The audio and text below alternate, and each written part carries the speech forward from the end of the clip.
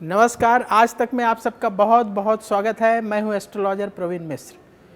आइए जानते हैं क्या है स्ट्रॉबेरी मून का रहस्य। आज रात को आपको आकाश में अद्भुत नज़ारा देखने को मिलेगा।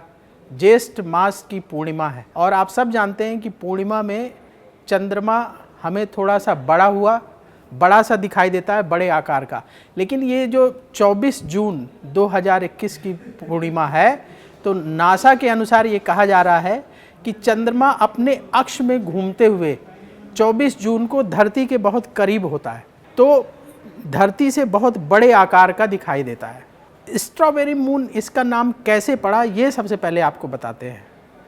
उत्तरी अमेरिका में कुछ जनजातियां हैं जो अपने फसल के कटने के समय, इस समय वहाँ स्ट्रॉबेरी की फसल कटती है, यानी जैसे अपने यहाँ आम की खेती होती है, लीची की खेती होती है, उसी तरीके से वहाँ स्ट्रॉबेरी की खेती होती है। तो स्ट्रॉबेरी के कटने का समय ये होता है, स्ट्रॉबेरी पक जाती है, तो उन्होंने इसी के नाम पर रख दिया स्ट्रॉबेरी मून।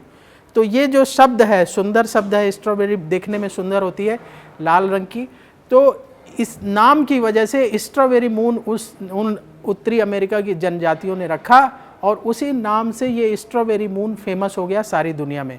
तो 24 जून की रात को आप ये स्ट्रॉबेरी मून देखेंगे और 24 जून और 25 जून को भी ये दिखाई देगा।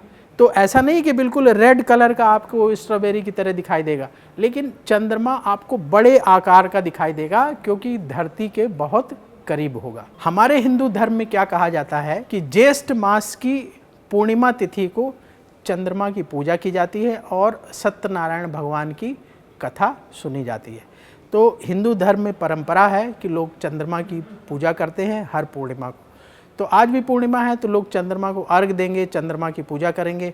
जिन घरों में परंपरा है सत्यनारायण व्रत कथा की, तो वो सत्यनारायण भगवान की कथा सुनेंगे। पूरी दुनिया में इस चांद को, जिसे आप स्ट्रॉबेरी मून कह रहे हैं, उत्तरी अमेरिका की जो ट्राइब्स हैं जिन्होंने अपने स्ट्रॉबेरी फसल के कटने के नाम की वजह से इसका नाम स्ट्रॉबेरी मून रखा, पूरी दुनिया में इसे अलग अलग नाम से जाना जाता है। जैसे यूरोप में जिन इलाकों में गुलाब की खेती होती है, रोज़ की खेती होती है, तो जब रोज़ फूल की कटाई होती है तो वहाँ इसको रोज़ मून के नाम से जाना जाता है। इसी तरीके से कुछ इलाकों में इसे हनी मून के नाम से भी जाना जाता है और कुछ इलाके ऐसे हैं जहां इसे हॉट मून के नाम से भी जानते हैं।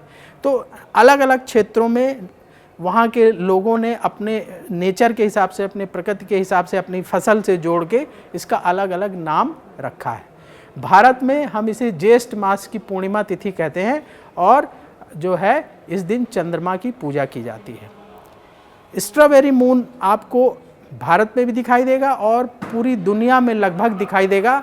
चंद्रमा बड़े आकार का दिखाई देगा और वातावरण के हिसाब से कुछ इलाकों में हल्का लालिमा लिए हुए दिखाई देगा, मतलब हल्का रेडिश कलर कुछ इलाकों में, दुनिया के कुछ भागों में दिखाई देगा। तो आप स्ट्रॉबेरी मून का नज़ारा आज रात को देख सकते हैं। फिर शुक्रवार के दिन, फ्राइडे के दिन भी आप ये नज़ारा देख सकते हैं। फ्राइडे की रात को भी कुछ इलाकों में दिखाई देगा और कुछ जगहों में तो ये शनिवार को भी दिखाई देगा। शनिवार को दोपहर तक कुछ जगहों में दिखाई देगा, लेकिन अमूमन इसका समय 2 दिन का होता है। तो यानी आज रात और कल रात, शुक्रवार की रात तक आप इसका नज़ारा दुनिया के अलग अलग इलाकों में देख सकते हैं।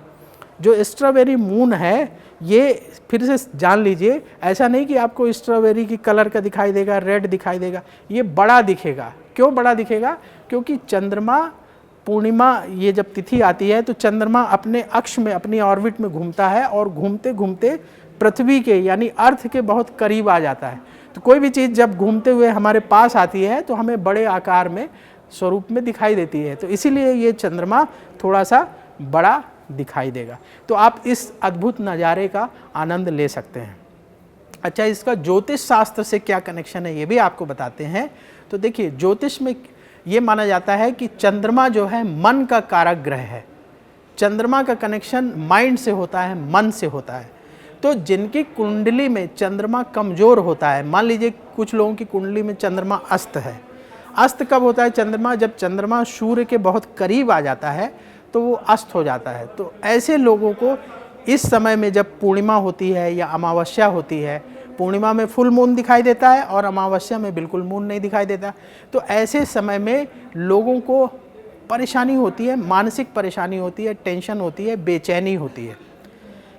इसी तरीके से जिनकी कुंडली में चंद्रमा कम डिग्री का होता है, जैसे एक प्लैनेट की टोटल डिग्री 30 डिग्री होती है, तो जिनकी कुंडली में चंद्रमा मान लीजिए 0 डिग्री का है, 1 डिग्री का है, 2 डिग्री का है और अपने शत्रु के साथ बैठा हुआ है या शत्रु की राशि में बैठा हुआ है, क्रूर ग्रहों की राशि में बैठा हुआ है, ऐसे समझ लीजिए, तो फिर चंद्रमा अच्छी स्थिति फील नहीं करता है, चंद्रमा कंफर्टेबल फील नहीं करता है और खासकर पूर्णिमा और अमावस्या के टाइम में ये उतने अच्छे रिजल्ट नहीं देता है। मन को टेंशन में रखता है, परेशानी में रखता है, मन में टेंशन रहती है, बेचैनी होती है और बिल्कुल अजीब सा महसूस होता है। तो यदि इस तरह की परेशानी जिन लोगों को है, वो लोग इस फुल मून का यानी ये जो अमावस्या है, ज्येष्ठ मास की अमावस्या, इसका लाभ उठा सकते हैं। क्या करना है उनको कि आपको ज्येष्ठ मास की अमावस्या के दिन गरीबों को दूध का दान करना है, इससे चंद्रमा से आपको शुभ फल मिलेगा। तो जिन लोगों की कुंडली में चंद्रमा कमज़ोर हो या मान लीजिए कि चंद्रमा अस्त है या चंद्रमा 0 डिग्री का है या चंद्रमा जो है क्रूर ग्रहों के साथ बैठा हुआ है, क्रूर ग्रहों की राशि में बैठा हुआ है, ऐसे लोगों को इस पूर्णिमा के अवसर पर कुछ उपाय करना चाहिए जिससे उनका मन शांत होगा, मन खुश होगा, मन प्रसन्न होगा, उत्साह बढ़ेगा। क्या करना चाहिए आपको कि दूध का दान करें, किसी ज़रूरतमंद को, गरीब व्यक्ति को कम से कम 1 किलो दूध का दान करें और सफ़ेद रंग की चीज़ें जैसे आटा, चावल, चीनी का भी आप दान कर सकते हैं। लिक्विड रूप जो है दूध, इसका दान करेंगे तो ज़्यादा फायदा होगा। ये उपाय कर लीजिए और भगवान शिव का जो मंत्र है ओम नमः शिवाय, इसका 11 माला जाप कर लीजिए तो आपका मन शांत होगा, टेंशन कम होगी, बेचैनी कम होगी और मन में प्रसन्नता का भाव बढ़ेगा। तो इतना उपाय करने से बहुत राहत मिलेगी। आज के इस विशेष कार्यक्रम में बस इतना ही। फिर होगी आपसे मुलाकात। बोलिए जय श्री कृष्ण।